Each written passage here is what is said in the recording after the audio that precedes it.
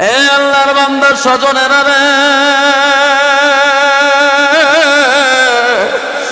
যেই মানুষগুলির জন্য সারা জীবন আপনি আমি কষ্ট করলাম, মেহনত করলাম, এই মানুষগুলি তোমারে আমারে বিদায় করে দেওয়ার জন্য বড্ড ব্যস্ত হয়ে যাবে।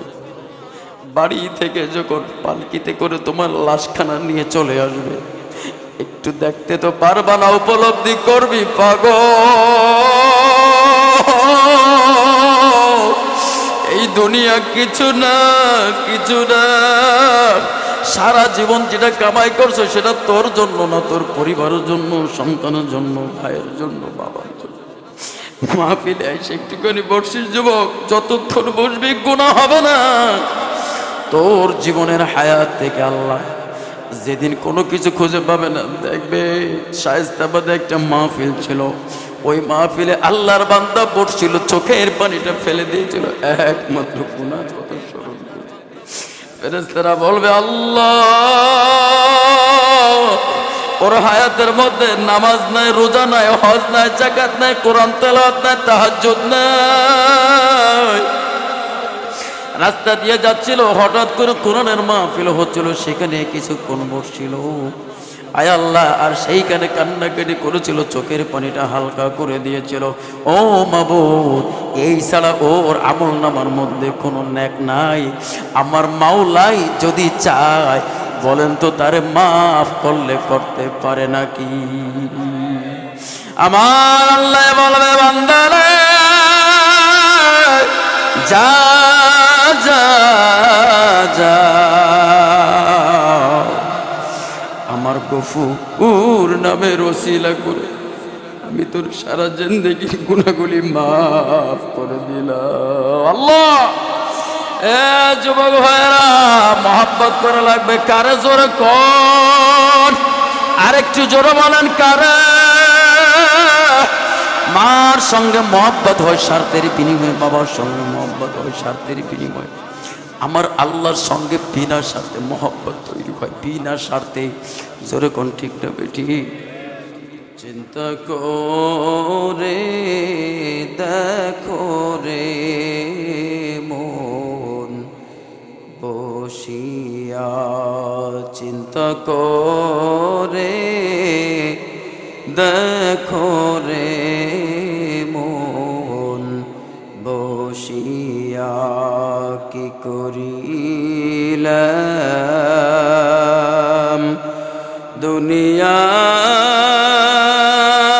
দুনিয়াতে আসিয়া,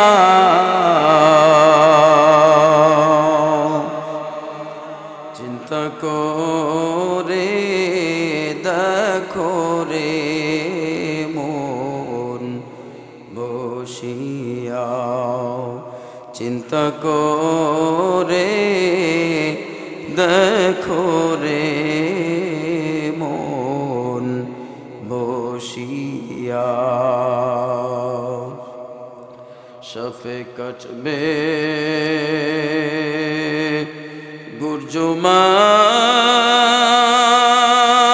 গুরজুমার বে, হায় রে হায়, আগুন জ্বালাইয়া দিবে গলি যায়, আগুন জ্বালাইয়া দিবে গলি যায়, কি করিলাম দুনিয়াতে আসিয়া, চিন্তা করে দেখো রে মন বসিয়া। মহান আল্লাহ পাক রব্বুল আলামিনের দরবারে কোটি কোটি শুকর যে আল্লাহ তাআলা এই ফিতনা ফাসাদের জমানায় কে কার আগে গুনার কাজ করে জাহান্নামে যেতে পারে তার বিরাট একটা প্রতিযোগিতা শুরু হয়ে গেছে। বলেন ঠিক না বেঠিক? এবং কে কার আগে গুনাহ করে প্রতিযোগিতা করে গুনাহ করে কে কার আগে জাহান্নামে যাবে, তার একটা বিরাট প্রতিযোগিতা শুরু হয়ে গেছে। এই প্রতিযোগিতার মধ্যে একটা মাহফিল ডেট করে জনে জনে, ফোনে ফোনে, লিফলেট, পোস্টার, মাইকিংয়ের মাধ্যমে বিভিন্নভাবে মানুষের দ্বারে দ্বারে, কানে কানে আওয়াজ পৌঁছানোর চেষ্টা করেছেন। খোঁজ করলে দেখা যাবে বহুদূর থেকে মানুষ মাহফিলের ময়দানে চলে এসেছে। আবার তালাশ করলে দেখা যাবে কাছের ভাইরা এখনো বাজার ঘাটে দূর দূরান্তে বসে আছেন, লেপের নিচে বসে আছেন। মাহফিল কোনো দলের না, কোনো মতের না। কোরআন হাদিসের আলোকে কথা বলা হবে। কোরআন কার? একটু আস্তে বলেন, মানুষ শুনতে পারবে। কার? আল্লাহ। যে হাদিসের আলোকে কথা বলা হবে, এই হাদিস কার? আল্লাহর হাবিব মুহাম্মদুর রাসূলুল্লাহ সাল্লাল্লাহু আলাইহি ওয়াসাল্লাম তিনার। এই দুটো কিতাবের সমন্বয়ে এখানে কথা বলা হবে। তাহলে আল্লাহ কাদের? কথা কয় না, সবার না। আল্লাহ কি কোনো দলের? আমাদের নবী কাদের? কোরআন সবার। তাহলে এখানে কেন পার্থক্য, কেন মতামত? আমার মাইকের আওয়াজ যে সমস্ত ভাইদের কর্ণকুহরে পৌঁছাচ্ছে, আমি বিনয়ের সাথে বলবো, এই মাহফিল আজকে আছে, কালকেও কি আছে নাকি? কালকে থাকবে না। আপনার যত আয়োজন এটা চলতে থাকবে, কিন্তু মাহফিল থাকবে না। আপনার মনে শুনেছেন এখানে অজুর পানি ছিল না, অজুর জন্য আপনার একটা এলান শুনেছেন, এই পাশে একটা লোক মারা গেল না? যদি জীবনে পাথে গুছিয়ে থাকে তো আল্লাহর কাছে হাজির হবে মেহমানের সুলভে। আজ যদি কিছু না নিয়ে আল্লাহর কাছে পৌঁছায় তাহলে আসামি হয়ে যাবে। রাস্তা তো দুটো, একটা হচ্ছে জান্নাতের রাস্তা, আর একটা হচ্ছে জাহান্নামের রাস্তা। একটা মালিককে খুশি করার, আর একটা শয়তানকে খুশি করার। ঠিক না বেটি? যারা দুনিয়ার মধ্যে শয়তানরে খুশি করার কাজে নিয়োজিত সার্বক্ষণিকভাবে, সার্বক্ষণিক। আমি আপনি তো বিশাল ইমানদার না, আমি আপনি বিশাল পরহেজগার না। টুকিটাকি একটু যেখানে কোরআনের আওয়াজ পায় মনটা কান্দে যাওয়ার জন্য। কতক্ষণ? ঠিক না বেটি? মন কান্দে না? মন কান্দে। তো আমরা চেষ্টা করি, কিন্তু কিছু আল্লাহ পাকের মাহরুম বান্দা আছে, নিজেরে নিয়েও কোনোদিন একটু ভাবে নাই। আল্লাহরে নিয়ে ভাবা তো দূরের কথা, নিজেকে নিয়েও ভাবে নাই। কোথায় ছিলাম, কোথায় এসেছি, চলে যাব কোথায়? ঠিক না বেটি? এমন জায়গায় নিয়ে তালা মারবে, ইসরাফিলের ফুৎকার ছাড়া জীবনে কোনোদিন ওই ঘরের তালা আর কেউ খুলতে পারবে না। ওয়াল্লাযীনা আমানু আশাদ্দু হুব্বান লিল্লাহ। আমরা যারা এখানে আছি, আমরা আল্লাহকে ভালোবাসি তো? বাসি। মোহাব্বতের সাথে একটু করে হাত উঁচু করে দেখান তো, আমি বেশি ভালোবাসি। একটু হাত উঁচু করে আমার মাওলার জানান দেন, আল্লাহ পৃথিবীর সব চাইতে তোমারে বেশি ভালোবাসি। নারায়ে তাকবীর, নারায়ে তাকবীর। হাত নামান।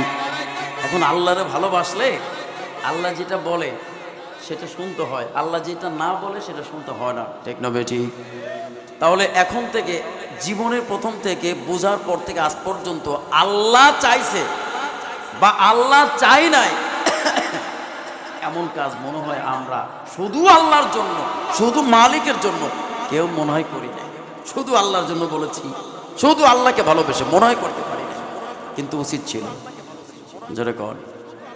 শ্বাস প্রশ্বাস কে আমার মধ্যে ঢুকায়, কে কার হুকুমে শ্বাস প্রশ্বাস বের হয়? আমি এখানে আমার কিরামতি কি এটা জাহের করার জন্য এখানে আসি নাই। আল্লাহি বিশ্বাস করেন, আমি কি বলতে পারি, বিশাল কিছু বলতে পারি, এটার জন্য আমি এখানে এই চেয়ারে বসি নাই। আমি বসছি মাত্র এই ময়দান থেকে 10 থেকে 12 জন আল্লাহ পাকের গোলামকে বাঁচার জন্য। সমস্ত মানুষের কানের মধ্যে আমি আল্লাহর কালাম পৌঁছাই দিতে পারবো না, আমার সেই শক্তি নাই।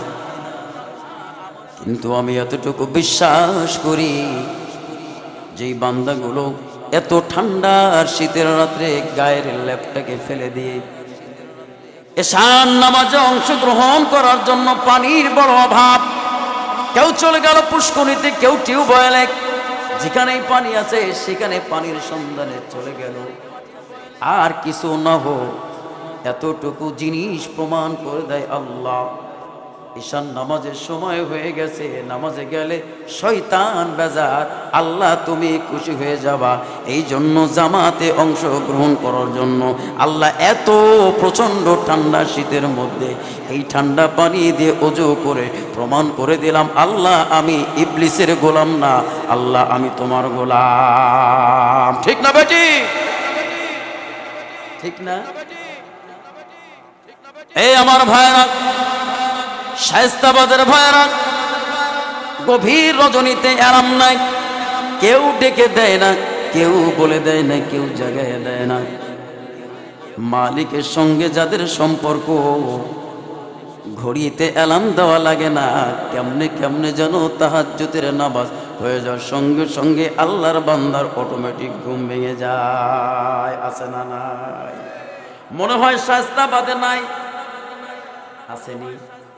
পৃথিবীর বাচ্চা বানাই দিলেও এত মজা, এত শান্তি আর সম্মান পাওয়া সম্ভব নয়। ঠিক না বেটি? এই চেয়ারটা মুহাম্মদুর রাসূলুল্লাহ সাল্লাল্লাহু আলাইহি ওয়াসাল্লামের কথা। ঠিক না বেটি? এই রকম চেয়ারে বসে আর এই রকম সাহাবীদের সামনে আল্লাহর হাবিব সাল্লাল্লাহু আলাইহি ওয়াসাল্লাম দ্বীনের প্রচার করতেন, তালিম দিতেন। ঠিক না? এই তালিমের জন্য আব্দুল্লাহ জুলবাদাজাইন যাকে বলা হয়, এই আব্দুল্লাহ জুলবাদাজাইন মুহাম্মাদের দরবারে প্রতিদিন আসতেন। বাবার সম্পদের অভাব ছিল না, চাচার বাড়িতে খেজুর বাগানে চাকরি করতেন। এই আব্দুল্লাহ জুলবাদাজাইন আল্লাহর হাবিবের দরবারে প্রতিদিন আসতেন। আল্লাহর নবীজির ললাট থেকে যেই কথাগুলি বের হতেন, মনে হয় মাছে যেইভাবে আদার গুলি গিলে গিলে খায়, ওইভাবে আব্দুল্লাহ জুলবাদাজাইন আল্লাহর হাবিবের কথাগুলি মনে হয় গিলে গিলে খেত। সুবহানাল্লাহ। এই আব্দুল্লাহ জুলবাদাজাইন, যার নাম জাহান্নামের দরজায় লেখা ছিল, খাতায় লেখা ছিল, কিন্তু নিজে নিজে সিদ্ধান্ত নিল, সামান্য একটা মশার কামড় আমি আব্দুল্লাহ জুলবাদাজাইন সহ্য করতে পারি না। আর ওই মাওলাই 3000 বছর ধরে যে আগুনটা প্রস্তুত করেছে এই বান্দা বান্দির জন্য, পাথরের জন্য, আর ওই জাহান্নামের মধ্যে আমাদেরকে দিয়ে যা দিয়ে জাল দেওয়া হবে সেটা হবে পাথর দিয়ে জাল দিবে, দুনিয়ার লাকড়ি বানায় দেবে আমারে আপনারে। ও দুনিয়ার মানুষ, আমি তো এটা সহ্য করতে পারবো না। এটা ভেবে আব্দুল্লাহ জুলবাদাজাইন সিদ্ধান্ত নিল, আমি আর মুশরিক থাকতে চাই না, আমি নিজে আমাকে ডেভেলপ করে মাওলার জান্নাতে যেতে চাই। ওই আব্দুল্লাহ জুলবাদাজাইনের মতো আমি 20 জন এইখান থেকে আল্লাহর গোলামকে দেখতে চাই। নারায়ে তাকবীর, নারায়ে তাকবীর। আল্লাহ তোমার গোলামগুলি জাহান্নামে যেতে চায় না, তার কারণ একটা ভেমরুল পোকা কামড় দিলে শরীরটা ফুলে যায়, আর যদি রগের উপরে কামড় দেয় ওই রগের রক্ত চলাচল বন্ধ হয়ে যায়, সমস্ত বিষ সমস্ত শরীরের মধ্যে ছড়াই পড়ে। ঠিক না বে ঠিক? বান্দা সহ্য করতে পারে না, এ বান্দা তো দুর্বল। এই দুর্বল বান্দা আমরা যারা রয়েছে, আজকে বোরহানউদ্দিনের ভাঙ্গা ভাঙ্গা দুটি কথা তাদের জন্য মানা যাবে নাকি ভাই? মানা যাবে? বাড়ি পর্যন্ত কি ওয়াজ নেওয়া যাবে? আল্লাহ তুমি কবুল করে নাও, জোরে জোরে বলেন আমিন। আব্দুল্লাহ জুলবাদাজাইন চাচার খেজুর বাগানে কাজ করে, আর চাচাকে বলে, চাচা আব্দুল্লাহর পুত্র মুহাম্মদ সাল্লাল্লাহু আলাইহি ওয়াসাল্লামকে আপনার কাছে কেমন লাগে? বড্ড ভালো মানুষ। তাকে তো মক্কার লোকেরা আল আমিন বলে, সাদিক বলে, বিশ্বাসী বলে, রহমাতুল লিল আলামিন বলে। বলে চাচা আমি আপনাকে একটা এলান করে দিতে চাই, আপনি তো ইচ্ছা করলে মুসলমান হয়ে যেতে পারতেন। চাচা ভাতিজা দুইজনে কথা বলে, ও চাচা আপনি ইচ্ছা করলে মুসলমান হয়ে যেতে পারেন, আপনার তো টাকার অভাব নাই, পয়সার অভাব নাই, সম্মানের অভাব নাই, কিন্তু তিনি ঘোষণা করলেন, ভাতিজা মুহাম্মাদের সব কিছু ভালো লাগে কিন্তু ইসলামটা ভালো লাগে না। নাউজুবিল্লাহ। পৃথিবীর মধ্যে শান্তির জায়গা আর আশ্রয়স্থলের জায়গা সব চাইতে কোনটা বলেন তো? ইসলাম। বলেন নাকি? ইসলামের মধ্যে শান্তি আছে? আছে কিন্তু ভাই 5 আগস্টের পর থেকে আমরা দেখতে পাচ্ছি মানুষ কিন্তু ইসলামটাকে বেশি গ্রহণ করতেছে এখন। ঠিক না ভাই? ঠিক। মানুষ বুঝে গেছে, মানুষ বুঝতে চায়, মানুষ বুঝছে যে আসলে এখন আমাদের কোন দিকে ধাবিত হতে হবে। কথা বলেন ঠিক না ভাই? ঠিক। আমি কোনো দলের প্রচার করছি না, আমি আল্লাহর কথা বলি এবং আমি বিশ্বাস করি, আমি ভয় করি কাকে? অমিয়া জোরে বলেন কাকে? আমার জীবনদাতাকে, আমার বিধানদাতাকে। আমি অসুস্থ হলে আমাকে সুস্থ করে কে? আমি যখন না খেয়ে থাকি আমার অভাব দূর করে কে? আমি গভীর রাতে যখন গোনার জন্য আমি যখন গোনার জন্য যার দুয়ারে ধর্ণা দেই, যার দুয়ারে হাত পাতি, তিনি কে? কই আমি তো কোনো পৃথিবীর কোনো মানুষের সামনে আজ পর্যন্ত গিয়ে বলতে পারলাম যে ভাই আমি তো অনেক গুনাহ করে ফেলেছি, আমার একটু মাফ করা যায়? আপনারা বলেছেন? আমি বলতে পারি না, আমি সেরকম বাচ্চা পাই নাই। আপনারা পাইছেন? যার কাছে পাপ চান তিনি কে? আল্লাহু আকবার। আজকে অনলাইনে আমার ফেসবুক আইডিতে আমার এক নাম বলবো না, আমার আগের মসজিদের সেক্রেটারি, বয়সটা হয়ে গেছে তো দেখলাম কটা দাড়ি রাখছে, 17 সন। তখনও তার মুখে দাড়ি ছিল কিন্তু লম্বা ছিল না, একবারে চামড়ার সাথে লাগানো দাড়ি ছিল কিন্তু লম্বা ছিল না। আমি দেখার সঙ্গে সঙ্গে একটু দাঁড়াইলাম। দাঁড়ানোর পরে এবার আমি নিজেকে বলতেছি এ দেই সাপ আর ওই ব্যাঙ্গের কেসার সাথে মিলে গেছে।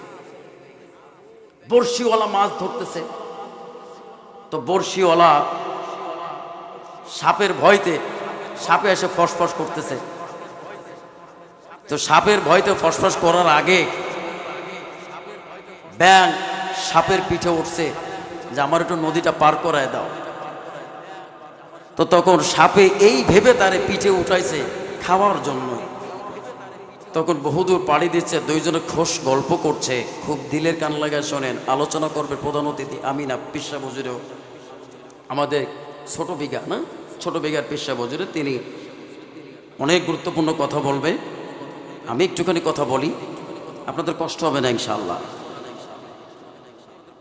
তো যখন কথা দুইজনে খোশ গল্প করতেছে, এখন ব্যাং একটু খোসা মারা কথা, মামা এই যে তুমি চলো, এই তোমার এই চলা তো সারা জীবনই দেখি বেহাই বেহাই, একটু সোজা চলতে পারো না? না আমি সোজা চলতে পারি না। তো ব্যাং বলতেছে পারবা মামা, মরার পরে সোজা হয়ে যাবা। এই কথা শোনার পরে সাপের ভালো লাগছে না, মেজাজ খারাপ হয়েছে না, যে সুযোগ আমারও যখন আসবে তখন তোরে বুঝাই দেবো মরার পরে সোজা হয় নাকি মরার আগে জেতা থাকতে সোজা, কে কারে করে দেখাই দেবো। ব্যাঙে কয় মামা মনে মনে যে তুমি আমার ধরতে পারবা না। সবাই আত্মরক্ষার জন্য চেষ্টা করে, ঠিক না বেটি? তো ওই পার এখানে থাকতে ব্যাঙের লাভ দিয়ে জমজলের মধ্যে পলাই গেছে।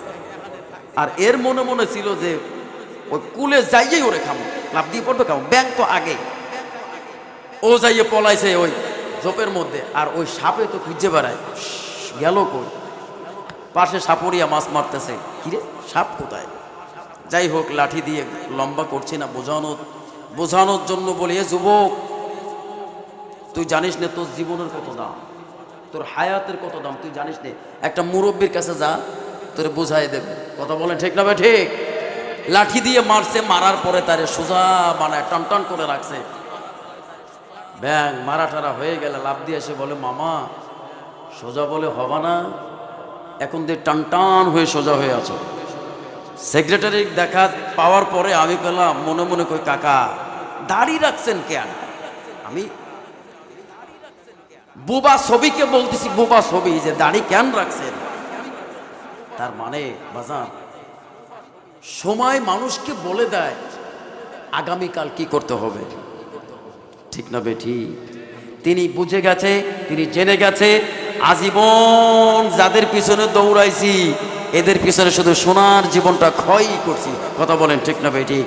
আর সময় নাই, এখন সাপের মতো সোজা হওয়া লাগবে, হয়তো মালিকের কাছে মুমিন হয়ে যাওয়া লাগবে, হয়তো মালিকের কাছে গোলাম হয়ে যাওয়া লাগবে, তা না হলে আসামি হয়ে যাওয়া লাগবে। লাইন কয়টা? লাইন কয়টা? এই দুইটা লাইনের সমন্বয়ে দেখলাম দাড়ি একটু রাখছে, এদিকে নাই। মুরব্বী হয়েছে না, মানুষে দেখছে নানা হয়ে গেছে, দাদা হয়ে গেছে, এখন দাড়ি না রাখলে ভালো দেখায়, কথা কয় না ভালো দেখায়। আমি জীবনে কাউকে ছাড়ে কথা বলি না, তাদের মসজিদেও কথা বলতাম, শেখদের পাড়ায়ও কথা বলি, এখনও মাঠে ময়দানে বলার চেষ্টা করি। তার কারণ আমার যখন হায়াত থাকবে না, বা আমি যখন অসুস্থ হব, তখন আমার দোয়ার মাধ্যমে কে সুস্থ করবে? পৃথিবীর সমস্ত বন্দুকের নল যদি আপনার দিকে তাক করানো থাকে, আর আমার মাওলা যদি সেভ করে, পৃথিবীর সমস্ত শক্তি পরাজিত হবে, আমার আল্লাহর শক্তি বিজয়ী হবে। জোরে বলে ঠিক হবে? কেউ কিছু করতে পারবে না। ভয় আছে নাকি? শিয়ালের মতন 1000 বছর বাইচে লাভ নাই, বাঘের মতন 1 সেকেন্ড বাঁচার দাম আছে না নাই? আছে না নাই? ও ভাই, লাইন 2টা, নিজেকে প্রস্তুত করার সময় আর সময় নাই। বাদামলার যদি মৃত্যু সংবাদ আপনার কানে আসতে পারে, এইরকম একদিন আসরের সময় আপনার মৃত্যুর খবর সমস্ত শায়েস্তাবাজি, সমস্ত বাজারওয়ালাদের কানে চলে যাবে। কত বলেন ঠিক না বেঠিক? তারা বলবে, কে রে, কে রে? দুনিয়ার মধ্যে খবরও হয়ে যাবে, ফোনে ফোনে খবরও হয়ে যাবে। আল্লাহর বান্দা দুনিয়ার মধ্যে না হয়, আল্লাহর বান্দার খবর চতুর্দিকে চলে যাবে।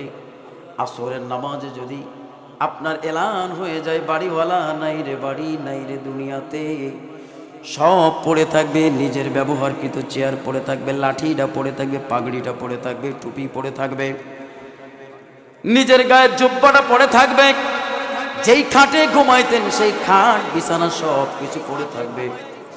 যদি মালিকের সঙ্গে সম্পর্ক ভালো ছিল, যেই বদনাটা দিয়ে আপনি গভীর রজনীতে অজু করতেন, ওই বদনাটা পর্যন্ত পড়ে থাকবে। জোরে বলেন ঠিক না বেটি? পাঞ্জাবির পকেটের মধ্যে মেসকটা পড়ে থাকবে, যেই মরার উপরে, যেই টুলের উপরে বসে বসে পশ্চিম দিক ফিরিয়া মেসকটা ডান দিক থেকে বামে, উপর থেকে নিচ, এইভাবে আল্লাহর বান্দা দাড়িওয়ালা, সাদা পাকা দাড়িওয়ালা ব্যক্তিটা যখন ওই গোরস্থানের দিকে তাকায়া যখন এইভাবে মুখের মধ্যে মেসওয়াক দিয়ে যখন মাঝামাঝি করত, আর ওই বদনা ভরা পানি নিয়ে যখন ওযুর জন্য প্রস্তুত নিত, আজকে আল্লাহর বান্দা নাই, ওই জায়নামাজ থেকে শুরু করে, ওই পকেটের মেসওয়াক থেকে শুরু করে যতগুলো বস্তুর সঙ্গে আপনার ওঠা বসা ছিল জীবদ্দশায়, সব বস্তুগুলি পড়ে থাকবে, কেবলমাত্র আপনি থাকবেন না। ঠিক না বেটি?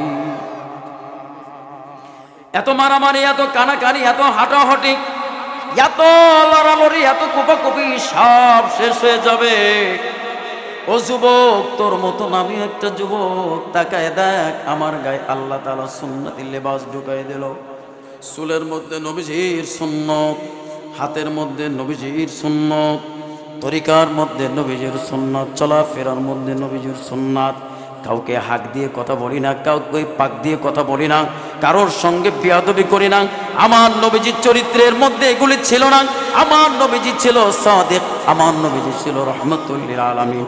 আমার নবীজিকে যদি কেউ চড় মারতো, বরঞ্চ তাকে পাল্টা আঘাত না করে আমার নবীজি বলেছে, ভাই তুমি কি আমাকে মেরেছো, যার জন্য কি তোমার হাতে কি তুমি ব্যথা পেয়েছো? আমরা তো সেই নবীর উম্মত। জোরে বলেন ঠিক কি না?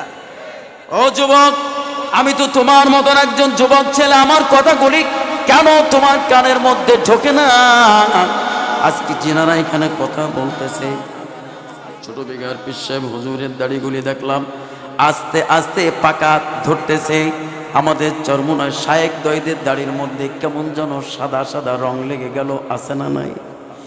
এইখানে বসিয়া শায়েস্তাবাদের জমিনে আজ থেকে 30 বছর 40 বছর আগে যে মাহফিলগুলো হতো, তালাশ করে দেখো যুবক,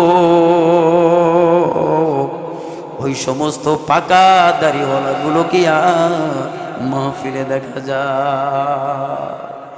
খুঁজিয়া পাবি না। রাস্তায় চলতেছো, লাঠি ভন্না দিয়ে চলো কেন দাদা ভাই? ছোট নাতি তো বোঝে না, বলে দাদা ভাই দেখলাম তোমার চোখ দুটো শুধু রাস্তার ইটের দিকে, তুমি ইটের দিকে চোখ দিয়ে দিয়ে পথ চলতেছো, দাদা তোমার কি কিছু হারায় গেছে নাকি? ও যুবক, আমি তোকে বলি, আমার ওয়াজ তাদের জন্য যারা মুমিন হয়ে কবরে যেতে চাও, যারা আল্লাহর ভালোবাসা নিয়ে কবরে যেতে চাও, যারা জাহান্নামের সার্টিফিকেট নিয়ে কবরে যেতে চাও, তাদের জন্য আমার ওয়াজ না। এইখানে ভাঙ্গা চলো দুই একটা কথা বলবো, যার কলিজার মধ্যে রেখাপাত করে যদি নিজের জীবনের সাথে বুঝ মেলা যায়, এইখান থেকে বুঝ নিয়ে বাড়িতে যাবা। সত্যিকারের মানুষ হওয়ার জন্য এখনো সময় আছে না? না দাদা ভাইয়ের নাতি বলে, দাদা ভাই কি হারায় গেছে? ও দাদা, কখন থেকে দেখতেছি লাঠিটা ভাঙনা দিয়ে আপনি কি যেন তালাশ করতেছেন। দাদা চোখের পানি ছেড়ে দিয়ে বলে, দাদা ভাই আমি তালাশ করতেছি আজ থেকে 30 বছর আগে, 50-60 বছর আগের যে হায়াতের দিনগুলি ছিল, ওই দিনগুলি আমি লাঠি ভান্ডা দিয়ে তালাশ করতেছি, আজও পেলাম না। ও দাদা ভাই আমি আজও পেলাম না। ছোট্ট মানুষ বুঝতে পারে না দাদার হাকিকতের কথা, তিনি বোঝে না। বলে, দাদা বয়স কি রাস্তায় খুঁজলে পাওয়া যায়? বলে, দাদা ভাই রাস্তায় খুঁজলে তো পাওয়া যায় না, কিন্তু জীবনের সঙ্গে হিসাব মিলাইতেছি কোথা দিয়ে 60 থেকে 70 বছর হায়াত আমাকে ফাঁকি দিয়া পালায়া চলে গেল। পানির মধ্যে গিয়া, নদীর মধ্যে গিয়ে, ও নদীর দেশের মানুষ, পুষ্করিণীর মধ্যে গিয়ে আমার বুরহানুদ্দিনের কথাগুলি মেলায় দেখবা। প্রচন্ড শক্তি দিয়ে নদীর পানিটা এইভাবে খামচি মেরে ধরবা, আপনার শরীরের সব শক্তি উজাড় করে দিয়ে যখন আপনি ধরবেন, এইবার ধরার পরে আপনি যখন আঙ্গুলের মুষ্টিগুলি খুলে দেখবেন, যতগুলি পানি আপনি খামচি মেরে ধরছিলেন সব পানিগুলি হাতের মধ্যে আছে কিনা, থাকে নাকি বাবা? সমস্ত পানিগুলি যেমন আঙ্গুলের ফাঁক দিয়ে খেয়ানত করে চলে যায়,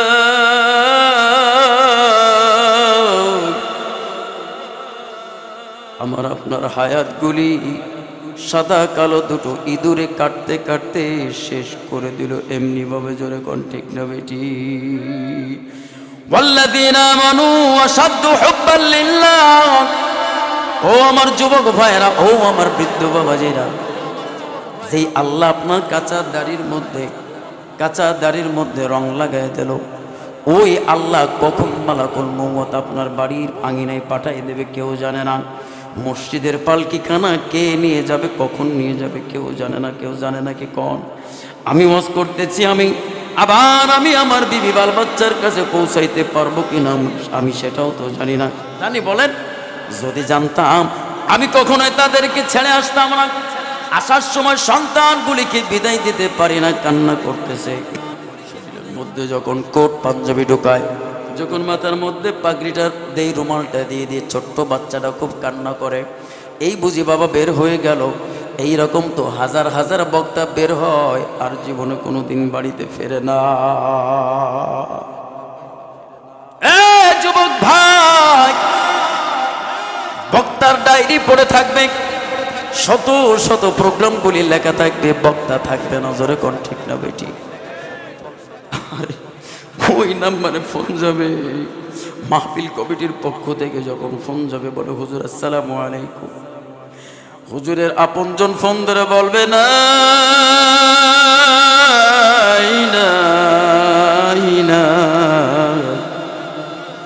হুজুরের দুনিয়াতে না।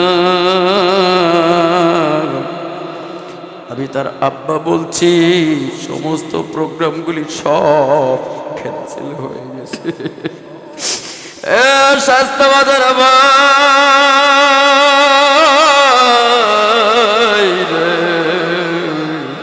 আজকে রাত্রে যদি তোমার শেষ নিঃশ্বাস ত্যাগ করে ফেলো, যদি তোমার রুহটা বাইরে, নিঃশ্বাসটা বাইরে আসার যদি ভিতরে না ঢোকে, তোমার মৃত্যুর খবর চতুর্দিকে যখন ছড়ায় পড়বে, হয়ে যাবে আগামীকাল সকাল 9টায় অমুকের বাড়িতে, নিজ বাড়িতে জানাজা হবে। কন্যা ঠিক কিনা? জোরে ঠিক না? কত পাগড়িওয়ালা, কত টুপিওয়ালা তোমার বাড়িতে চলে আসবে, কত মোটর সাইকেলের লাইন দেওয়া শাড়ি পরে থাকবে। ইমাম সাহেব সামনে দাঁড়াইয়া বলবে, বলেন তো লোকটা কেমন ছিল? সমস্ত মানুষগুলি বলবে, হ্যাঁ লোকটা ভালো ছিল। আজান হয়ে যাওয়ার সঙ্গে সঙ্গে মসজিদে চলে যাইতো, আর জামাত শেষ হওয়ার পরে সবার শেষে লাঠিতে বন্যা দিয়ে দিয়ে কাকাই বাড়িতে যাইতো। কাকা অত্যন্ত ভালো মানুষ ছিল রে। স্বজনেরা কাঁদতে কাঁদতে চোখের পানিগুলি যেন আর বাদ মানে না। ইমাম সাহেব যখন প্রথম তাকবীর দিবে, সন্তানগুলি জামাতে দাঁড়ায় দাঁড়ায় চোখ থেকে পানিগুলি মনে হয় ঝর্ণা থেকে পড়ছে। এক একটা তাকবীর দিচ্ছে, সন্তানগুলি নাজুক হয়ে পড়তেছে। যখন চতুর্থ তাকবীর শেষ করে যখন সালাম ফেরায়, ছেলেগুলিকে 3-4 জন করে এক একটা সন্তানগুলিকে ধরে রাখে, বিভিন্ন বুঝ দেয়া দেয়, কোনো বুঝে বাদ মানে না। কারণ বাবার জীবদ্দশায় কত কি করেছে সন্তানগুলির কাছে সব মুখস্থ। ও আল্লাহর বান্দা, রাত্রি মরতে পারেন নাই, আপন জনেরা তাড়াহুড়া লাগায়া লাগায়া বলবে এখনো পানি গরম হয় নাই, মহিলারা রে তাড়াতাড়ি পানি গরম দি, এখনো কাপড় আনো নাই, তাড়াতাড়ি চলে যা, এখনো গোরস্থান করতে পারো না, কখন দেই তোরা আসছো, তাড়াতাড়ি কর, বাঁশগুলি এখনো কাটা হয় নাই, তাড়াতাড়ি কাট, তাড়াতাড়ি গোসল দেওয়ার ব্যবস্থা কর, ইমাম সাহেব এখনো আসে না, তাড়াতাড়ি বলা ফোন দে। এ আল্লাহর বান্দার স্বজনেরা রে, যেই মানুষগুলির জন্য সারা জীবন আপনি আমি কষ্ট করলাম, মেহনত করলাম, এই মানুষগুলি তোমারে আমারে বিদায় করে দেওয়ার জন্য বড্ড ব্যস্ত হয়ে যাবে। বাড়ি থেকে যখন পালকিতে করে তোমার লাশখানা নিয়ে চলে আসবে, একটু দেখতে তো পারবা না, উপলব্ধি করবি পাগল। এই দুনিয়া কিছু না, কিছু না। সারা জীবন যেটা কামাই করছো সেটা তোর জন্য না, তোর পরিবারের জন্য, সন্তানের জন্য, ভাইয়ের জন্য, বাবার জন্য। মাহফিলে এসে একটুখানি বসছিস যুবক, যতক্ষণ বসবি গুনাহ হবে না। তোর জীবনের হায়াত থেকে আল্লাহ যেদিন কোনো কিছু খুঁজে পাবে না, দেখবে শায়েস্তাবাদে একটা মাহফিল ছিল, ওই মাহফিলে আল্লাহর বান্দা বসছিল, চোখের পানিটা ফেলে দিয়েছিল একমাত্র গুনাহ কথা স্মরণ করে। ফেরেশতারা বলবে আল্লাহ, ওর হায়াতের মধ্যে নামাজ নাই, রোজা নাই, হজ নাই, যাকাত নাই, কোরআন তেলাওয়াত নাই, তাহাজ্জুদ নাই। রাস্তা দিয়ে যাচ্ছিল, হঠাৎ করে কোরআনের মাহফিল হচ্ছিল, সেখানে কিছুক্ষণ বসছিল, আয় আল্লাহ, আর সেইখানে কান্নাকাটি করেছিল, চোখের পানিটা হালকা করে দিয়েছিল। ও মাবুদ, এই ছাড়া ওর আমল নামার মধ্যে কোনো নেক নাই। আমার মাওলাই যদি চায়, বলেন তো তারে মাফ করলে করতে পারে নাকি? আমার আল্লাহ বলবে বান্দারে, যা যা যা, আমার গফুর নামের ওসিলা করে আমি তোর সারা জিন্দেগির গুনাহগুলি মাফ করে দিলাম। আল্লাহ, এ যুবক ভাইরা, মহব্বত করা লাগবে। কারে জোরে কর, আরেকটু জোরে বলেন কারে? মার সঙ্গে মহব্বত হয় স্বার্থের বিনিময়ে, বাবার সঙ্গে মহব্বত হয় স্বার্থের বিনিময়ে, আমার আল্লাহর সঙ্গে বিনা স্বার্থে মহব্বত তৈরি হয়, বিনা স্বার্থে। জোরে কোন ঠিক না বেটি? আল্লাহকে যদি ভালোবাসতে পারেন, এ যুবক, এ আমার ভাইরা, জুন্নুন মিসরি রহমতুল্লাহ আলাইহি যখন তাকে ধৈরা বাইন্দা যখন তারে ফাঁসির মঞ্চে নিয়ে যাবে, শিবলি রহমতুল্লাহ আলাইহি তিনি বলতেছে, জুন্নুন মিসরি, জুন্নুন মিসরি শিবলিকে বলতেছে, শিবলিকে বলতেছে, বলো তো মোহাব্বত কাকে বলে? তখন জুন্নুন মিসরি রহমতুল্লাহ আলাইহি বলতেছেন, মোহাব্বত ওই জিনিসকে বলে, ভালো জিনিস দেখার পরে যখন মানুষ তার প্রতি আকৃষ্ট হয়, তাকেই বলে মোহাব্বত। এই পৃথিবীতে আমি আপনি বিচারে বিবেচনা করে দেখলাম, আমার মাওলার চাইতে ভালো জিনিস আর কিছু না। ঠিক না বাজি? আমার আল্লাহর চাইতে নিঃস্বার্থ ভালোবাসা আর কিছু নাই, আমার মাওলার চাইতে নিঃস্বার্থ দয়ার আর কেউ নাই। যখন ইউসুফ আলাইহিস সালাতু ওয়াস সালামকে জুলাইখা যখন ভালোবাসতো, এই ভাইরা দিলের কান লাগায় শোনো, ইউসুফ আলাইহিস সালামকে যখন জুলাইখা ভালোবাসতো, এত বেশি ভালোবাসতো, ইউসুফ আলাইহিস সালাতু ওয়াস সালাম প্রশ্রয় দিত না, তিনি ছিলেন একজন পয়গম্বর। দিলের কান লাগায় শোনো, যদি কেউ তার বাড়ির সামনে আয়সা বলতো, জুলাইখার বাড়ির সামনে, ও জুলাইখা, তোমার ইউসুফ রে আমি শায়েস্তাবাদে দেখছি, তোমার ইউসুফ রে আমি বরিশালে দেখছি, এইভাবে করে যত মানুষ তার সামনে আয়সা বলতো, এক একজন রে স্বর্ণের মালা পরায়া দিত। সুবহানাল্লাহ বলবেন না? কেন পরায়া দিত? ভালোবাসা কাকে বলে, মহাব্বত কাকে বলে? এইভাবে মালা পরায় দিতে দিতে দিতে দিতে দিতে দিতে একদিন সমস্ত ভান্ডারগুলি শেষ হয়ে গেল। ইউসুফ আলাইহিস সালাতু ওয়াস সালামকে ভালোবাসার প্রমাণ হয়ে গেল।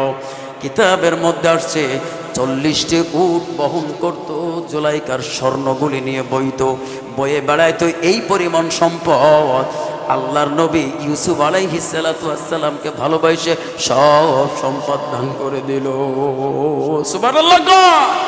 তিনি তাকে দাম না দিয়া কোনো একটা পর্যায়ে গিয়া, শেষ পর্যায়ে গিয়া যখন তার সঙ্গে বিবাহ হলো, ইউসুফ আলাইহিস সালামের সঙ্গে বৃদ্ধ অবস্থায় ইউসুফের সঙ্গে যখন বিয়ে হয়ে গেল, ও শায়েস্তাবাদের ভাইরা, আমি কেচ্ছা বলি না, বোঝানোর চেষ্টা করি বাজান।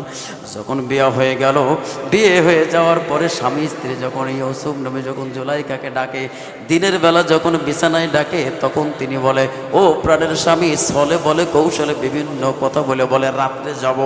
যখন আবার রাত আসে তখন বলে দিনের বেলা, আবার যখন দিন আসে তখন বলে রাত্রবেলা। এইভাবে করতে করতে দিনের পর দিন, রাতের পর দিন সব পার করে দেয়। হঠাৎ করে একদিন ইউসুফ বলে, জুলাইখা রে, এই ইউসুফ রে পাওয়ার জন্য 40টা উটের পিঠের উপরে স্বর্ণগুলি তুমি মালা গাঁথিয়া গাঁথিয়া সবাইকে দান করে দিলা। এই ইউসুফ তো এখন তোমার সামনে, তোমার ডাকে, কেন তুমি আসো না? তখন জুলাইখা বলে, ইউসুফ,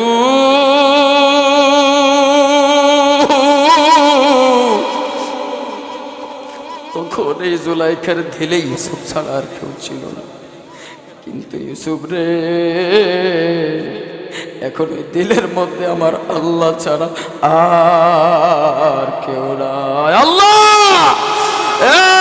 পাগলেরা, ইউসুফ এই দিলের মধ্যে, কলিজার মধ্যে আল্লাহর ভালোবাসা ছাড়া, আল্লাহ ছাড়া কিছু না। কি দেব তোমারে? কেন তুমি আমার ডাকো? কোনো ভালোবাসা, কোনো রোমান্স, কোনো মহাব্বত কিছুই আমার কলিজার মধ্যে নাই। আমার মধ্যে যা কিছু আছে, যা দেখো বা না দেখো, সব ভালোবাসা আমার আল্লাহরে দিয়ে দিলাম। এই আল্লাহর পাগল এইভাবে করে। আরব একটা কাহিনী, লাইলি মজনুর গল্প আপনার সবাই শোনেন। ওই মজনু এত বেকার ছিল, এত পাগল ছিল, রাস্তা দিয়ে হেঁটে যাইতো, আর লাইলা তাকে কখনো প্রশ্রয় দিত না। ও আল্লাহর বান্দা যখন দেখতো লাইলার কুকুরটা রাস্তা দিয়ে হাইটা যায়, তখন ওই লাইলার কুকুর যেই রাস্তা দিয়ে হাইটা গেছে, ওই ধুলা বালু নিয়ে মজনু শরীরে মাখত আর চুমা দিত। লোকেরা বলতো, তুই কি পাগল হয়ে গেলি? বলে, কেন? বলে, তুই তো লাইলার না পায় তোর মাথাটা পাগল হয়ে গেল। বলে, আমার মাথা পাগল হয় না,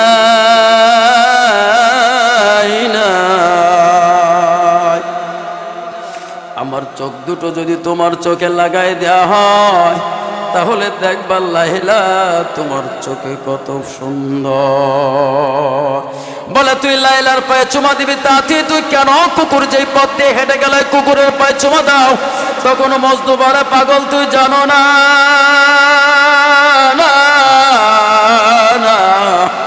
আমি লাইলার এত বেশি ভালোবাসি, তিনি আমারে ভালোবাসুক বা না বাসুক, তাতে আমার মজদুর আছে আর যাই না। এই জন্য আমি মজনুর কুকুরটা, লাইলার কুকুরটার রাস্তা দিয়ে হেঁটে গেছে। লাইলার ভালোবাসা তো আমি পাইলাম না, কিন্তু আমি ওরও অত্যন্ত বেশি ভালোবাসি। এই জন্য এই ধুলা বালুটাই চুমা দিলাম, শরীরে মাখলাম, কারণ এই কুকুরটা হইল লাইলা। ঠিক না বেটি? মজনু আকাশের দিকে তাকায় দেখে, তারকার দিকে তাকায় দেখে, সেখানে মনে হয় লাইলা লেখা নাম। ডানে তাকায় দেখে লাইলা, বামে তাকায় দেখে লাইলা। জঙ্গলের মধ্যে দৌড়ায়, এক সাধকের ঘাড়ের উপরে পা দিয়ে মজনু দৌড়াইতেছে। তখন মজনু উইচা বলে, ওই সাধক উইচা বলে, আহম্মক মজনু, তুই কি দেখো না দুনিয়ার একটা মেয়ের পিছনে পড়ে তুই দুনিয়ার কোনো মানুষকে ভুলে গেছো? কে সাধক, কে মানুষ, কে গরু, এটা তুই চেনো না, বোঝো না? মজনু, তুই আমার ঘাড়ের উপরে পা দিয়ে তুই লাইলা লাইলা করতে দৌড়া, তুই কি দেখো না আমি আমার মাওলার ধ্যানে পড়ছি? মজনু ফিরা এসে বলে, আমি তো দুনিয়ার একটা মেয়ের পাগলে পড়িয়া আমি বেকার আর হয়ে গেছি, হুঁশ নাই। কিন্তু তুই যার সামনে দাঁড়াইছো ওই আল্লাহর সামনে তুই কেমনে ইবাদতে দাঁড়াইলি? তোর গাড়ির উপরে পা দিলাম, পা দেওয়ার পরে তোর ধ্যান কেমনে ভেঙে গেল? আমি যদি দুনিয়ার মানুষের প্রেমে পড়ে পাগল হয়ে যেতে পারি, তাহলে তুই আল্লাহর প্রেমে পড়ে কেন দেওয়ানা হয়ে গেলি না? ঠিক না বেটি? এই আল্লাহর বান্দা, ওই মাওলায় আমারে আপনারে কম ভালোবাসে নাকি বেশি ভালোবাসে? জোরে কোন। পাগলেরা, দুনিয়ার মহব্বতে পড়া যাবে না। দুনিয়ার মহব্বতে যদি আপনি পড়েন, আমি যদি পড়ি, দুনিয়ার অসুকুল্লি খতিয়া, দুনিয়ার ছেলের ভালোবাসায় পড়া যাবে না, মেয়ের ভালোবাসায় পড়া যাবে না, বিবির ভালোবাসায় পড়া যাবে না, দুনিয়ার কোনো মানুষের ভালোবাসায় পড়া যাবে না। যারা আখিরাতকে খুশি করতে চেয়েছে, এই দুনিয়ার কোনো মানুষকে তারা আপন ভাবতে পারে নাই। যদি ছেলের ভালোবাসায় পড়ে তাহলে মসজিদের জামাত ছুটে যাবে, যদি বিবির ভালোবাসায় পড়ে তাহলে এইরকম ভালো ভালো মজমাগুলি বিদায় হয়ে যাবে, যদি দুনিয়ার কোনো মানুষের মা বাবার ভালোবাসায় যদি পড়ে তাহলে তাহাজ্জুদ ছুটে যাবে, আমলগুলি ছুটে যাবে, রমজানের রোজাগুলি ছুটে যাবে। কারোর মহব্বতে না পড়িয়া নিজের সামান গোছানোর কাজে যেই নিয়োজিত, ওই মানুষগুলি আল্লাহর কাছে বড় দামি। কথা ঠিক? এই আল্লাহর বান্দা, বাচ্চা হারুন আর রশিদের একটা পাগল সন্তান ছিল। ভালো লাগে? দিল কি নরম হয়? দিল নরম না করে যাবেন কোথায় বাজান? এই পৃথিবীর মধ্যে যদি একটা জিনিস আল্লাহর কাছে যদি দামি হয়, সেটা সব চাইতে দামি হচ্ছে গুনাহগারের চোখের পানি। গুনাহগারের চোখের পানির চাইতে আর কোনো দামি জিনিস না। যে জিনিস আমার আল্লাহর কুদরতি দিলকে ভেঙে চুরে একবার শান্ত করে দিতে পারে। মুমিন এক এক ফোঁটা চোখের পানি ফেলবে, গুনাহগার চোখের পানি ফেলবে, আর আল্লাহ তাআলা এইগুলি নিয়ে সব জমা করে রেখে দিবে। সুবহানাল্লাহ। ছেলে বললে চোখে পানি আসে, মেয়ে বললে চোখে পানি আসে, ব্যবসায় লস খাইলে চোখে পানি আসে, অথচ আল্লাহর জাহান্নামের ভয়টা আজ পর্যন্ত চোখের মধ্যে পানি আসলো না। আসবে কেমনে বাজান? আমার আপনার দিল তো একেবারে পাথরের চাইতেও কঠিন হয়ে গেছে। জোরে কর, ঠিক না বেটি? আমার আপনার দিল পাথরের চাইতে শক্ত হয়ে গেল। যত সুন্দর সুন্দর কোরআনের কথা বলা হয় তাতে কোনো কাজ হয় না, জাহান্নামের আলোচনা করা হয় তাতে কোনো কাজ হয় না। আসলে মাঝে মাঝে আমাদের দিকে তাকাইলে মনে হয় আমরা কোনোদিন মরব না। জোরে কোন, ঠিক না বেটি? মনে হয় আমরা আজীবন দুনিয়ার মধ্যে থাকবো। আসলে কি থাকা যাবে? জোরে কোন। বাচ্চা হারুন আর রশিদের সন্তান ছিল, একটু আল্লাহ আল্লাহ টাইপের। এই আল্লাহ আল্লাহ টাইপের সন্তানের কারণে চুলগুলি ছিল উস্কো খুস্কো, আর শরীরের পোশাক বলতে সুন্দর পোশাক ছিল না। অথচ সাহেবজাদা বাচ্চা হারুন আর রশিদের সন্তান, সেই জামানার সন্তান। তাহলে ভেবে দেখেন যে কত বড় সাহেবজাদা। এই সাহেবজাদার কারণে তার দরবারের উপরস্থ কর্মচারীরা বললেন, বাচ্চা, আপনার সন্তানের জন্য আমাদের মান সম্মান চলে গেল, আপনার সন্তানের জন্য আমাদের ইজ্জত চলে যায়, আপনার সম্মান চলে যায়। বলে তাহলে কি করা লাগবে? তাহলে আপনার সন্তানকে রাজ দরবারে ঢুকতে দেওয়া যাবে না। বলে তাই করা হবে। এবার বললেন, আগামীকাল আমার দরবার বসানোর ব্যবস্থা করে দাও, আর আমার সন্তানের তাকে এলান করে দাও। আগামীকাল দরবারে তাকে তলব করা হলো।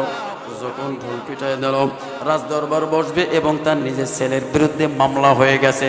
নিজের ছেলে চলে আসছে, চলে আসার পরে দেখে তার হাতে একটা কোরআন শরীফ। আল্লাহু আকবার বলবেন না? তার হাতে একটা কোরআন শরীফ, মাথার মধ্যে একটা পাগড়ির মতো একটা লুঙ্গি পেঁচানো, যেরাম আমাদের কৃষকের মাথায় দেখা যায়, যায় কিনা?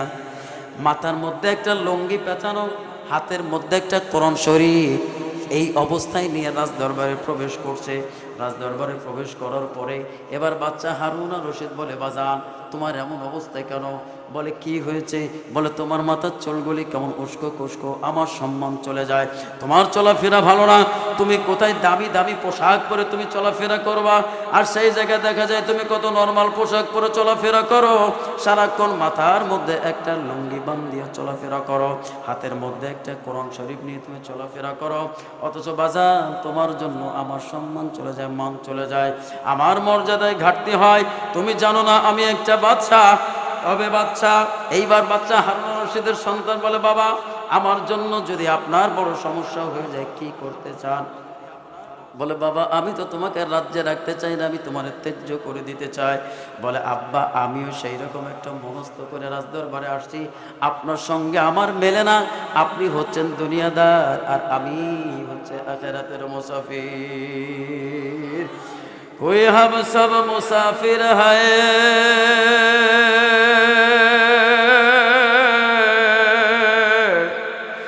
कोई आखिर ठिकाना,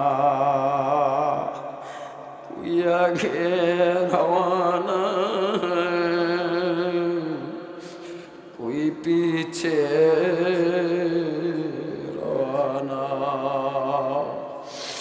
আব্বা আমার জন্য আর জীবনে কোনোদিন আপনার সম্মান যাবে না, আমার জন্য আপনার কারো কাছে আর মাথা খাটো হবে না, আমাকে আপনার ত্যায্য করা লাগবে না, আমি আপনি আপনার কাছ থেকে আমি অনেক দূরে চলে যাব, আমি আর কোনো জায়গায় পরিচয় দেব না, আমি বাচ্চা হারুন রশিদের সন্তান,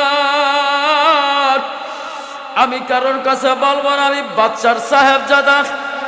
আপনি মনে মনে আপনি খোদাই করে লিখে রাখতে পারেন, আপনি দলিল আকারে লিখে রাখতে পারেন, আমি আর কোথাও নিজের পরিচয় দেব না, আমার আব্বার নামকে আমি কোথাও বলবো না, আমি আপনার অত্র অঞ্চলের মধ্যে থাকবো না, আমার চোখ যত দূর চলে যায় আমি তত দূরে চলে যাব, কেউ যেন আমাকে আপনার চেহারার সঙ্গেও যেন মিলাইতে না পারে। আল্লাহ, এ আল্লাহর পাগলেরা বুঝ পয়দা করে মাহফিল থেকে যাও, আমি কারোর হেদায়েত করতে পারবো না বাজার।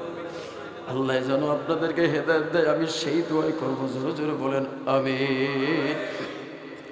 বাচ্চা হারুন রশিদের সন্তান যখন রাজদরবার থেকে বের হয়ে যায়, উচ্চ পদস্থ আমলারা অত্যন্ত খুশি হয়ে গেল। বাচ্চা হারুন রশিদ যদিও কান্দে, নিজের সম্মান টিকানোর জন্য সন্তানের চলে যাওয়াটা দু চোখ দিয়ে বাচ্চা হারুন রশিদ কিন্তু তাকায় তাকায় দেখলেন সন্তান চলে যাচ্ছেন। মা বলে বাবা কোথায় যাবি? বাচ্চা হারুন রশিদের সন্তান বলে মা আমি কোথায় যাব জানি না, তবে এই দেশে থাকবো না। বলে বাজান রাজদরবারের একটা মোহর লাগানো একটা আংটি নিয়ে যা, আংটিটা তোর কাজে লাগবে। বলে মা কি করবো আংটি দিয়া? বলে বাজান যেদিন কাজে লাগবে এটা বিক্রি করে তোর কাজে লাগা। খারাপ লাগছে? খারাপ লাগে? ও বাজান খারাপ লাগায়ও না, রাদিয়াল্লাহু আনহুম ওয়া রাদু আন যালিকা লিমান খুশিয়া রাব্বাহ। আল্লাহ তাদের উপরে খুশি, তারাও আমার আল্লাহর উপরে খুশি ছিল। আল্লাহু আকবার বলেন। যখন সন্তানটা যাইতে যাইতে বসরা নগরে তুই যখন মক্কা মুকাররমায় চলে আসলেন, এত সুন্দর সন্তান রাজ দরবারে সাহেব যাদের হাত দিয়ে জীবনে কোনোদিন কাজ করে না। বাচ্চার ছেলেরা কি কঠিন কাজ করে নাকি? কন্যা কন্যা করে নাকি? হাত দুখানা নরম তুলতলে আমরা ওলামায়ে কেরাম আমরা তো শক্ত কাজ করি নাই, কত কঠিন কঠিন কাজ আপনারা করেন, আমরা তো করি না, যার জন্য আমাদের হাতগুলো তো নরম, ঠিক না বেটি? বাচ্চা হারুন রশিদের সন্তানের হাত দুখানা নরম তুলতুলে, জীবনে কোনোদিন কোনো কাজ করে খাওয়াই না। সাহেবজাদা শাহজাদা রাস্তার কোনায় বসে পড়ে রয়েছে আর কোরআন তেলাওয়াত। শাস্তাবাদের বারাক তেলাওয়াতের উপরে তেলাওয়াত, তেলাওয়াতের উপরে তেলাওয়াত, রাত নাই দিন নাই সময় নাই ক্ষণ নাই, এই তেলাওয়াতের উপরে চলতেছে। কে যেন এসে বলতেছে আমার একটা আমলা লাগবে, আমার একটা বদলা লাগবে, আমার বাড়ির কাজ করাবো, কে আছো? তখন খুঁজতে খুঁজতে বাচ্চা হারুন রশিদের সন্তানের কাছে এসে বলে তুমি কি আমার বাড়ির একটা কাজ করে দেবা? বলে দিয়ে দেব। বলে কত মজুরি নিবা? বলে আমার মজুরি হচ্ছে 1 দিরহাম 6 দানেক, 1 দিরহাম 6 দানেক। আর আজান হয়ে যাওয়ার সঙ্গে সঙ্গে আমারে ছেড়ে দেবা, আমি মসজিদে নামাজ পড়বো, আর তোমার কাজ আমি যথা সময়ে করে দেব। বলে ঠিক আছে। এ আল্লাহর গোলামেরা, আল্লাহওয়ালাদের দাম দুনিয়াতে আছে না নাই? একটু জবান করে বলেন আছে না নাই? আপনাদের কাছে না থাকতে পারে, যা কায়েছে হুজুরের দরবারে যাও, গিয়ে দেখো প্রত্যেক সপ্তাহে হাজার হাজার মানুষ তাদের দোয়ার ধন্য দিয়া তাদের জন্য দোয়া করে। ইয়ারাদ্দিন খলিফার বাজারে যাও, এখনো শুইয়া শুইয়া বাদশাহী করে। জানেন কি জানেন না? চরমনার আল্লাহর কুতুবের দরবারে গিয়ে দেখো, চরমনার সময় কত মানুষ আছে চেনে না, জানে না, জীবনে কোনোদিন শায়েখরে দেখেও নাই। ঠিক না বেটি? অথচ গাড়ি থেকে নেমে নিজের খেতায় নিজের খুঁটি নাম্বার রয়েছে কোথায় তার খবর না। ব্যাগটা কান্দের মধ্যে ঝোলে, চেহারা দেখতেও ভালো না, ভাঙ্গা চোরা চেহারা, কালা চেহারা। কবরের ওই পাশে গিরিলগুলি ধরিয়া, শিখগুলি ধরিয়া কেন কান্দে, আর সময় ধরিয়া কত দোয়া। তারা তো মালিকরে রাজি এবং খুশি করে গেল। পাগল, তুই কেন পারলি না, আমি কেন পারলাম না? আসলে আমাদের রোগ ধরছে, রোগ হলো দুনিয়ার রোগে ধরছে। জোরগণ ঠিক না বেটি?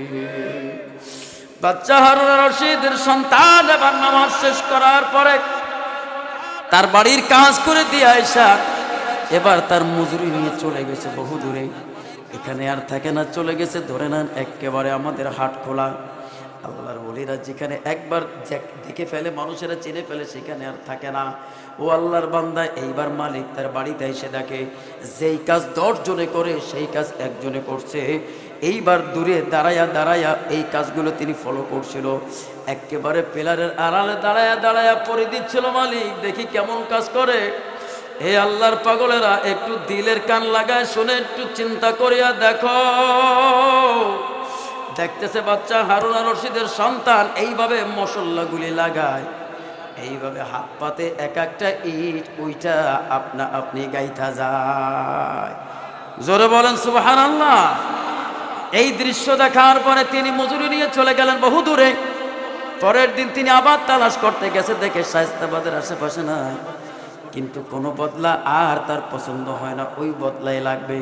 আর ওই বদলাই বলে আমি একদিন কাজ করি সারা সপ্তাহ আর করি না, এই টাকা দিয়ে দিনের বেলা রোজা রাখি, রাত্রবেলা শুধু ইবাদতে সময় কাটায় দেই। ও আল্লাহর বান্দা, শান্তি যদি পাইতে চাও ফালিয়াবুদু রাব্বা হাযাল বাইত, এই বাড়িওয়ালার ইবাদত করো, এই মসজিদ ওয়ালার ইবাদত করো। এই ঘরটা কার জন্য করো? আমার আল্লাহর ঘর, ভাঙ্গাচোরা ঘর। হুজুরের নামাজ পড়াইছে, মাইকের স্পিকার 2টা ভালো না, বক্সের স্পিকার 2টা ভালো না। ও আল্লাহর বান্দা, ভাঙ্গাচোরা মসজিদটা যারা বানাইলো তারা আল্লাহর কাছে দামি না না দামি? জোরে কর। বাচ্চা হারুন আর রশিদের সন্তান যখন তারা তালাশ করতে যায় আর খুঁজে পায় না, খুঁজতে খুঁজতে খুঁজতে খুঁজতে গিয়ে দেখে একেবারে ধরে নাম চরমনার ওই পারে একটা জঙ্গল, জঙ্গলের মধ্যে আল্লাহর বান্দা ঘুমায় রয়েছে, শুয়ে রয়েছে। এবার তিনি যখন গেছে যায়া দেখে তার শরীরের মধ্যে প্রচন্ড জ্বর, মাথাটা জ্বরে ফেটে যাচ্ছে। এমন সময় তিনি গিয়ে বলে, ভাই আমি তো তোমার তালাশ করতেছি, বড্ড তালাশ করি। বলে কেন তালাশ করো? বলে আমার বাড়ির অসমাপ্ত কাজগুলি তুমি করবা না। বলে আবু আমের, তোমার বাড়ির কাজ করার সময় বুঝি আমার আর নাই। আল্লাহ, আমার আর নাই।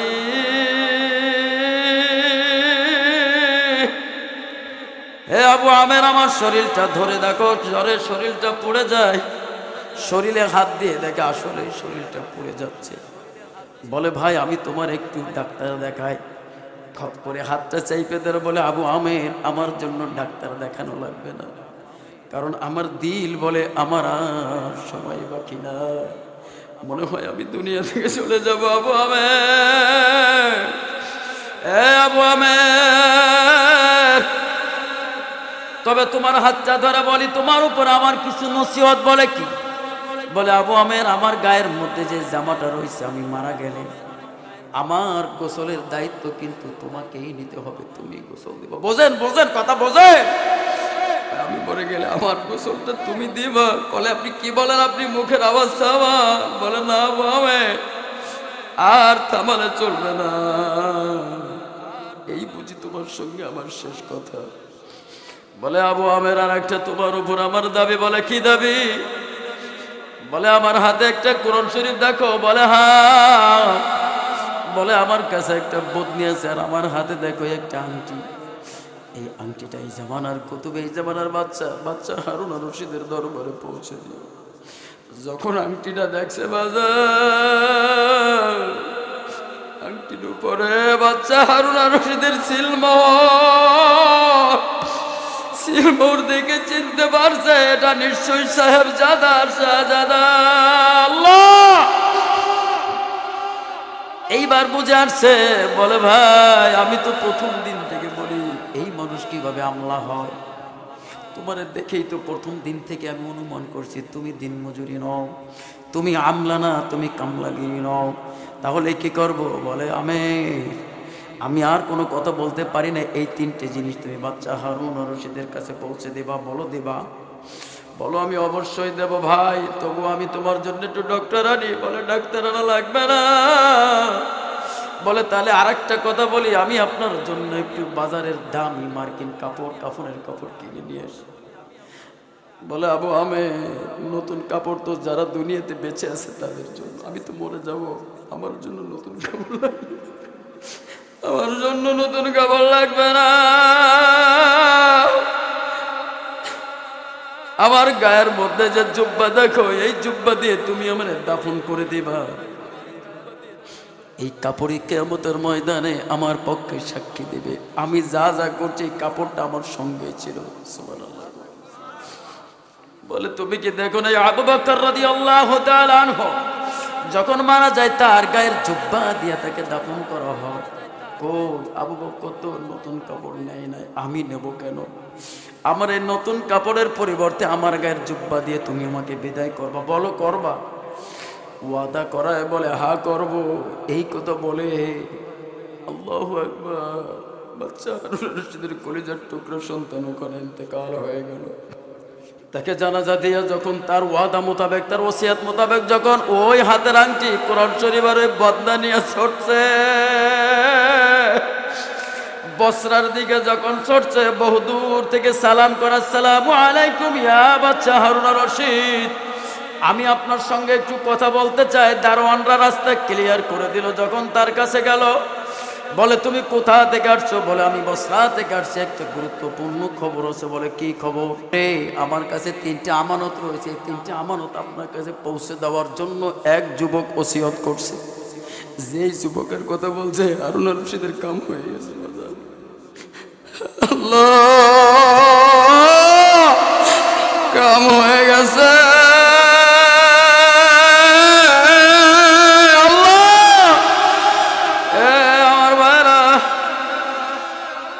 যে হাতের আংটিটা বের করছে আর হাতের আংটির মধ্যে দেখে এ তো আমার রাজ দরবারের আংটি। বলে এই আপনার বদনা আর এই কোরআন শরীফের হাতের আংটি। ওই যুবক আমার হাতে দিয়ে বলে এটা যেন আমি আপনার কাছে পৌঁছাই দিই। এবার বাচ্চা হারুন আর রশিদের 2 চোখের পানি ছেড়ে দিয়ে বলছে তিনি তার সঙ্গে তোমার কিভাবে সাক্ষাৎ? এবার আবু আমের বলে এ বাচ্চা জাপানা, আমি তো তাকে চিনতাম না। আমার বাড়িতে কামের লোকের দরকার ছিল, আমি রাস্তায় এলান করছি কে আছো আমার বাড়িতে কাজ করবা। রাজমিস্ত্রির কাজ আপনার সন্তান আমার বাড়িতে দিনের পর দিন করছে। এবার বাচ্চা হারুন আর রশিদ তার হাতখানা নিয়ে বলে তোমার এই হাতটাকে দাও।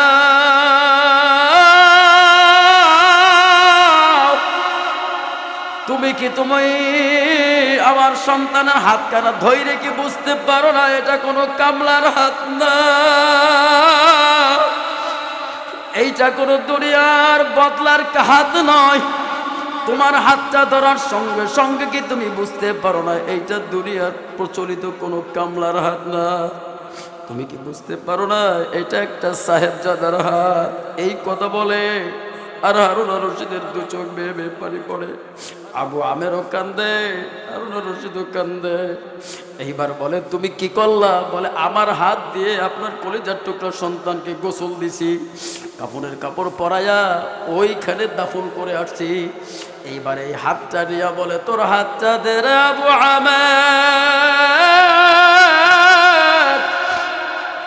এই হাতটা নিয়ে এই গালে লাগায়, এই গালে লাগায় আর চুমা দেয়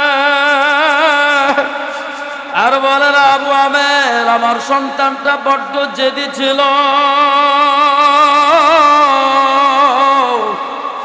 আমার বাড়ির কোনো খাবার খাবে না, আমি তারে ত্যায্য করতে চাইলাম, সে আমারে ত্যায্য করে দিয়ে চলে গেছে। আল্লাহ তুমি আমাদেরকে মাফ করে দাও। আল্লাহ ময়দানে যে ভাইরা চোখের পানি ছেড়ে দিয়েছে, আল্লাহ এদেরকে গুনাহমুক্ত জিন্দেগি গঠন করার তৌফিক দাও। আল্লাহ তোমার পাগলরা জাহান্নামের আযাব সহ্য করতে পারবে না। আল্লাহ এদের শরীরে এত শক্তি নাই, আল্লাহ এরা এত বড় দুর্বল। রব্বুল আলামিন দুনিয়ার মানুষ আমরা আল্লাহকে যেইভাবে ভালোবাসি মা বাবাকে ওইভাবেই ভালোবাসা লাগবে কি লাগবে না? মা বাবার ভালোবাসার কাছেই তো আমরা হার মেনে যাই। জোরে কোন ঠিক না বেঠিক?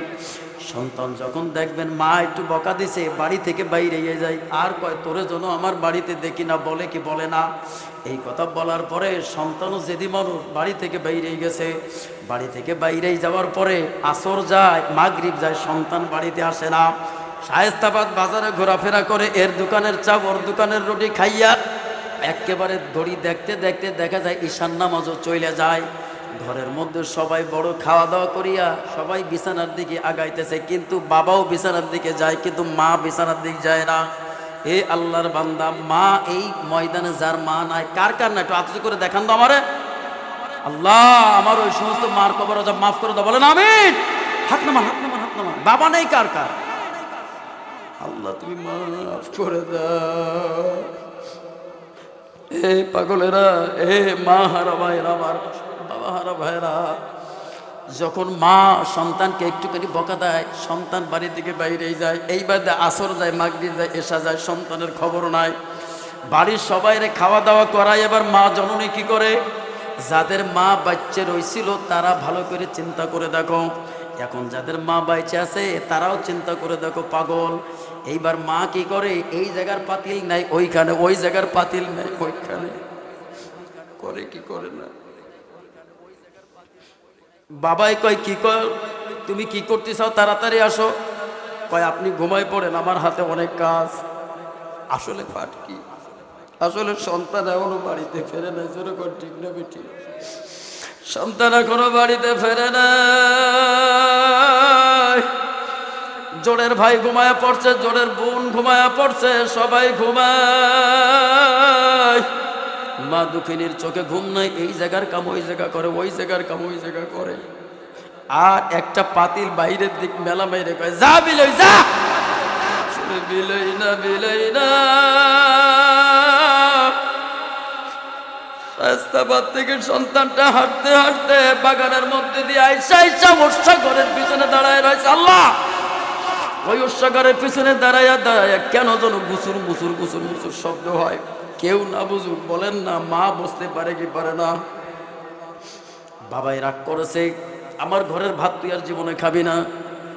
মাই খানা খায় নাই, সন্তান খাবার খায় নাই, জন্য মায়ও খায় নাই। একটা পাতিল দরজার দিকে মেলা বাইরে কয় যা বিলই, এত জ্বালান জ্বালাও কা? আসলে বাজান দরজা খুলবে কি বলি, দরজাটা খুইলা দিয়া সন্তানটার একটা টান দিয়া আস্তে আস্তে কলিজার মধ্যে লাগায়, বাবা সারাদিন কইছি, বাবাই না হয় তোর একটু বকা দিয়েছে, কইছিলি আর এত রাত পর্যন্ত ছিলি কই? বলো মা ওই বাগানের মধ্যে বসেছিলাম। সন্তান কয় সবাই তো ঘুমাই পড়ছে, আব্বাই ঘুমাইছে? কয় হ ঘুমাইছে। ভাইয়ারা ঘুমাইছে? কয় ঘুমাইছে। তুমি খাইছো? কয় তোরে থইয়ে কি কোনোদিন খাইছি নাকি? এইবার সন্তানটারে এই দুই মাই পুঁতে যে কথা কয়, বাবা কিন্তু কয় নাই, বাবা ঘুমের ভান করে দুই চোখের পানি বাইয়া বাইয়া পড়ে। আল্লাহ, দুই মা এবং পুতের কথা শুনতেছে কিন্তু ধরা দেয় না। এমন বাবা আছে না? না, যদি বাবার শাসনটা সন্তানের উপরে উঠায় নেয় তাহলে তো সন্তান বিপদ হয়ে যাবে, ঠিক না বেটি? এই জন্য ওই ঘরে বইয়ে বইয়ে হইয়ে হইয়ে কান্দে আর চোখের পানি ছেড়ে দেয়, আর নিজেও বলে, আরে পাগল, আমি তো তোরে কইছি ভয় দেখানোর জন্য, আমার সব কামাই তো তুই খাবি। এইবার সন্তান তারে খাওয়ায়, খাওয়ানোর পরে এবার সন্তান যাইয়া মার পা জড়ায় দিলে, মা আমি আর কোনোদিন অন্যায় করব না। বলেন তো মাই মাফ করে কি করে না? এই মার চাইতে আমার আপনার আল্লাহর ভালোবাসা কম না বেশি? জোরে কও হে যুবক, কম না কম না? এইরকম দুঃখিনী মা যাদের অন্ধকার কবরে চলে গেছে, আমি এক একটা মার সন্তানের কাছে এই মসজিদের জন্য আমি